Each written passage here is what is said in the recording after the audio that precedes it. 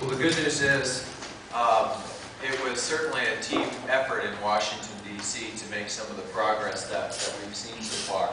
And I want to thank you all for coming here for this event. I can't think of a better place in the nation to have this conversation. I want to thank Representative Lujan, who was an incredible teammate in the effort to try and change the way we address some of these environmental and energy issues. While you're here, if you're not from Central New Mexico, the one thing I would really encourage you to do is to take advantage of the fact that you're here for a few days and to get out and see what makes this part of the world so special. See the Sandias, visit some of our historic neighborhoods like Gorence and Martinez Town, and go to the National Hispanic Cultural Center. It is an incredible worldwide resource that we're very lucky to have right here in our own community. And so while you're here, take advantage of those things. Not to mention it's late August. The chili this year is fantastic. And so please utilize your ability to exercise the state official question, answering red or green while you're here. We are living the impacts of climate change in New Mexico already.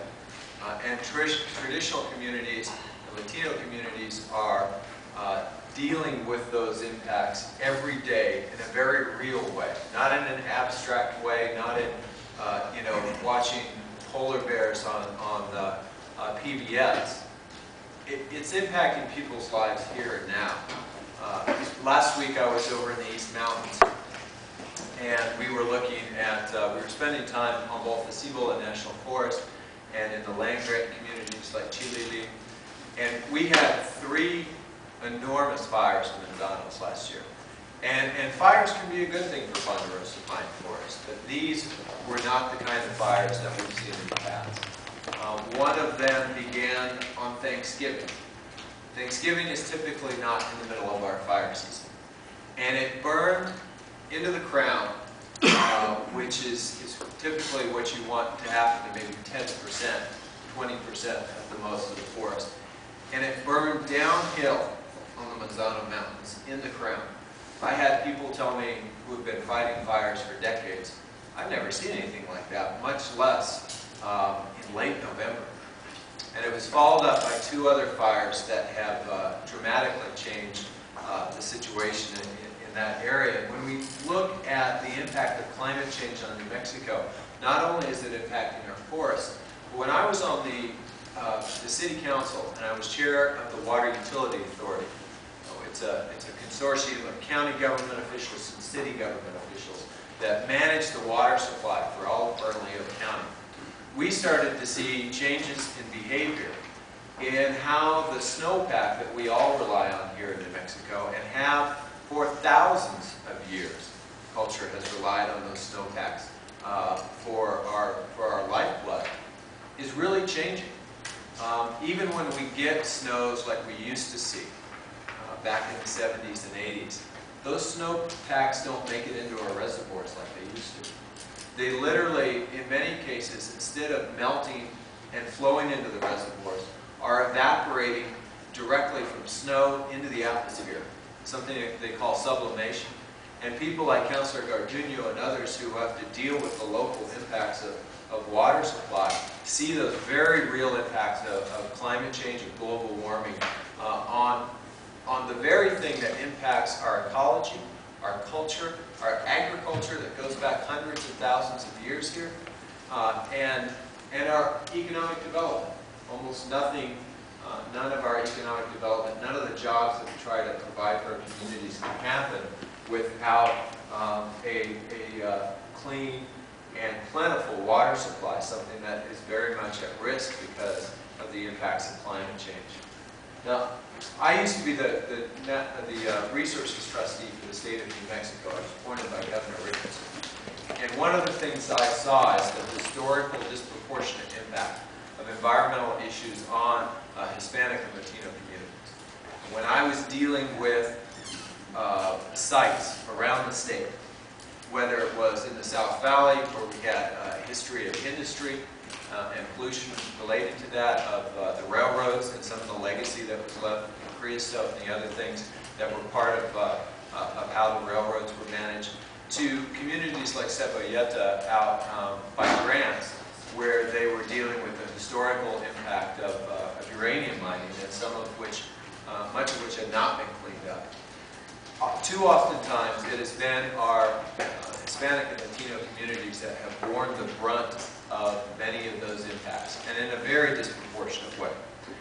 The good news is, I think as a result, much of the strongest leadership on these issues around the nation comes out of those same communities.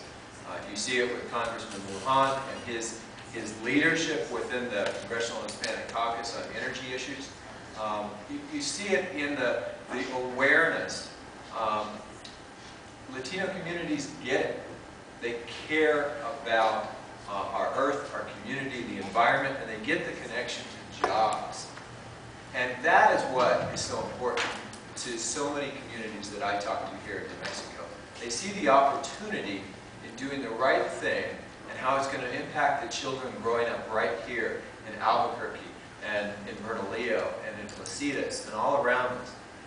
We have never had a better opportunity to turn something that is a challenge to all of us, that has been, that is bigger than us in many ways, to turn it around and make it an opportunity for leadership. And because of the leadership within the Latino community, it has allowed Representative Lujan, myself, and others to work on these issues, to work on the Recovery Act, and to press for $60 billion within the Recovery Act for clean energy, and for things like energy efficiency in New Mexico. We're very lucky to have the team we currently have in the Congress because of the background between myself, Representative Lujan, and Representative T. We all come at the energy industry from different angles. And because of that, we've been able to get things done that other freshman delegations have not been able to do. And certainly Representative Lujan's time on the PRC, the Public Regulatory Commission, and experience with things like setting a renewable portfolio standard for New Mexico allowed us to be leaders on the national stage and to legislate a renewable portfolio standard for the nation.